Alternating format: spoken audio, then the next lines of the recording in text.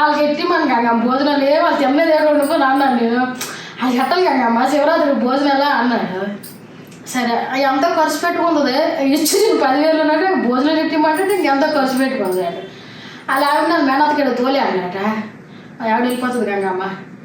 మా ఆవిడతోటి మా అమ్మతో గంగమ్మ గొప్ప బాధ అయిపోతుంది అనుకో. నాకు ఎందుకో పెళ్ళి ఒకటి చేసుకోమా నేను అన్నాను. అది తప్పు చేశాను గంగమ్మ పెళ్లి చేసుకొని. నా కొడుకు గురించి చూస్తాను గంగమ్మ. అలా నేను కొడుకు గురించి చూడ దగ్గర వెళ్ళిపోతుంటాడు.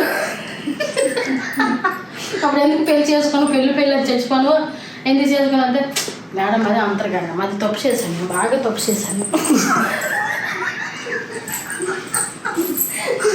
అంతే అంత గంగమ్మ పిల్లలకి వేసాను మేడం అడుగులో తప్పు చేశాను గంగమ్మ బాగా పెళ్లి చేసుకుని చాలా తప్పు చేశాను నేను. ఏంటి గంగమ్మ మా అమ్మకి మా అమ్మకి ఒక్క క్షణం పాడదు అప్పటికే సర్లకి ముందు అప్పటికే కయ్యాలి